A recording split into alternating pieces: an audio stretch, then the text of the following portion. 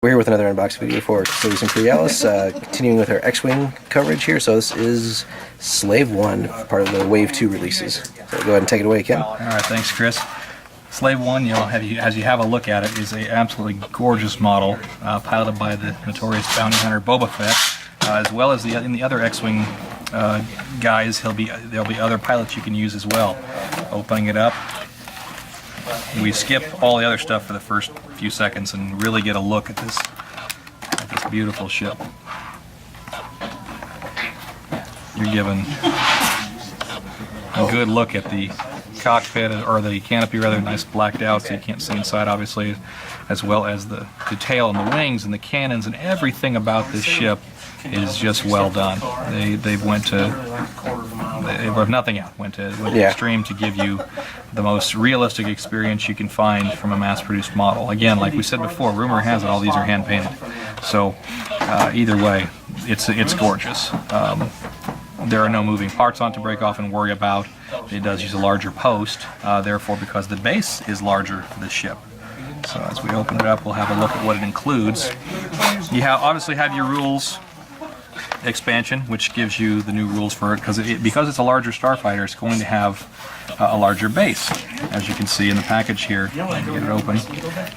It also gives it different abilities per turn as well.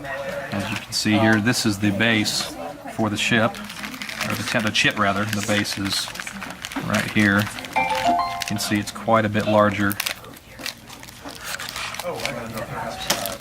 than the X-Wing, literally twice as big. Whereas the X-Wing and TIE fighters are a 1-inch square piece, the base for the large ships is a 2-inch square piece. So it's literally 4 of the small bases side by side in this case. Go ahead and take your larger post out of the bag here, and again it's slotted or formed rather to where it goes together only one certain way. If I can figure that out, which helps. Alright. And then into the ship itself.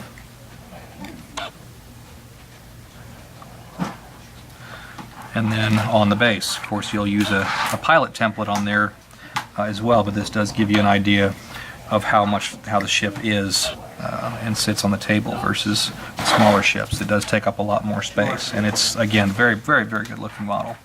In my opinion, these models can be used for display, tabletop desk or tabletop display, as well as they can for the game itself. Again, you have a movement dial that's given to this ship, as well as same as the TIE fighter and the X-Wings. However, it is unique, same as the other ones are. It's titled Fire Spray 31, the class of the ship. Notice it doesn't say Slave 1 on it. It says Fire Spray, which is what this type of ship is in the Star Wars universe. Now, many players have kind of groaned a little bit at the fact that they made it a dark side, basically, or an Imperial ship, as opposed to a fringe or a neutral ship that anyone can use or add to their particular squadron. So again, the movement dial goes together same as the other ones do.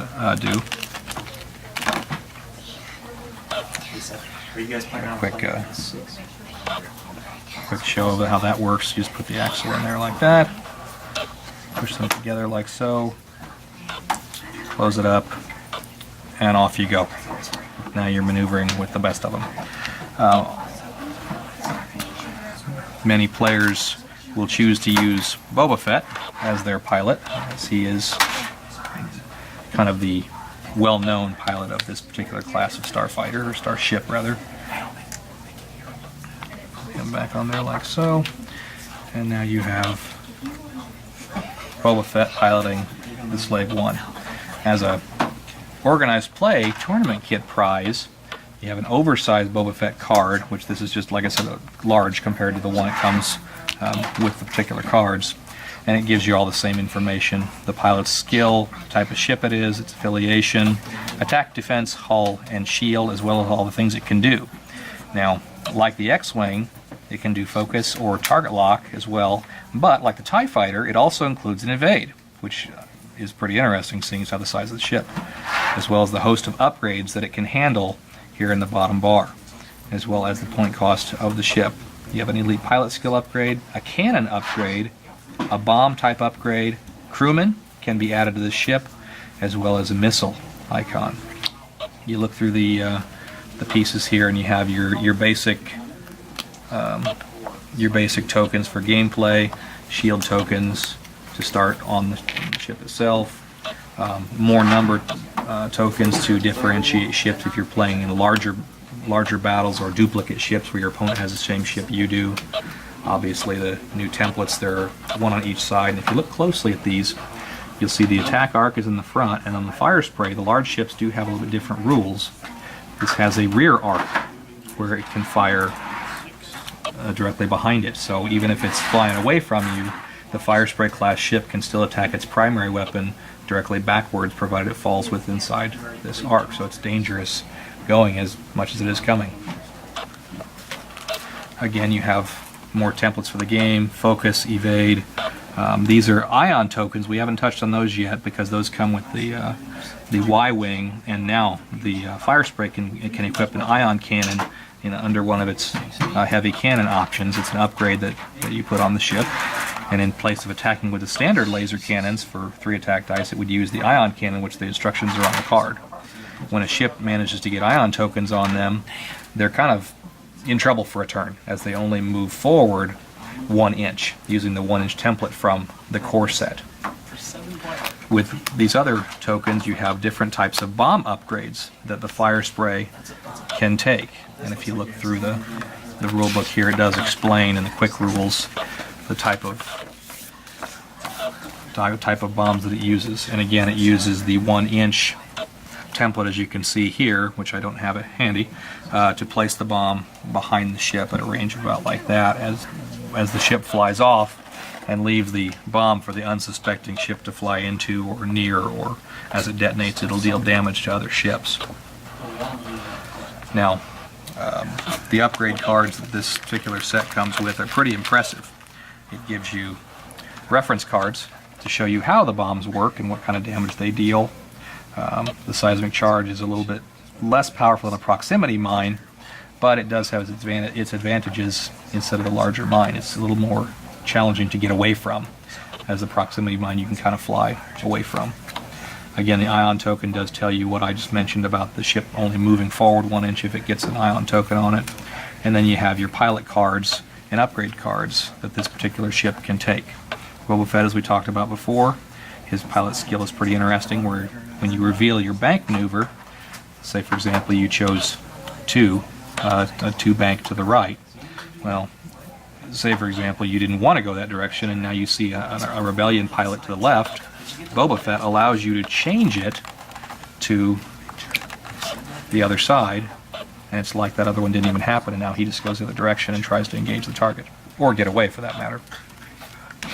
Other pilots included, you'll see Cath Scarlet, whereas if you look at all the basic attributes of the ships do not change. You have the same attack dice, same defense dice, same hull and same shields across the board for each one. All that changes are your pilot skills, your special abilities, and the point costs. Obviously Boba Fett is the most expensive of the bunch because he's the highest pilot skill and has a pretty rough maneuver, or special ability rather, with his maneuvering. If you go down the line, Cath Scarlet, which I wasn't familiar with these until I got onto Wikipedia, so there's a plug for that for Star Wars fans. Cath Scarlet, I believe, was in the Star Wars Galaxies computer game, and adds up 7 pilot skill and then a really good game text. It only costs 1 less than Boba Fett, but it can upgrade the same ways.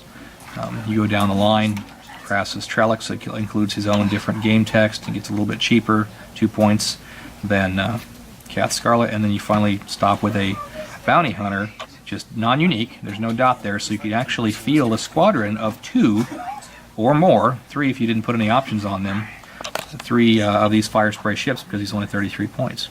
So there are benefits to using the larger ship, even though they're not quite as maneuverable as the small ships. As you give a look at their movement template here, don't turn too good until you get to speeds 2 and 3. And they don't fire out as far as 5 like the TIE fighters do. However, they are pretty maneuverable. They can turn around easy. So after playing against this particular ship in a few games and using it in a few games, it's very powerful, though not a totally necessary piece to have to win games. It's just a lot of fun and adds a good balance to the game of X-Wing.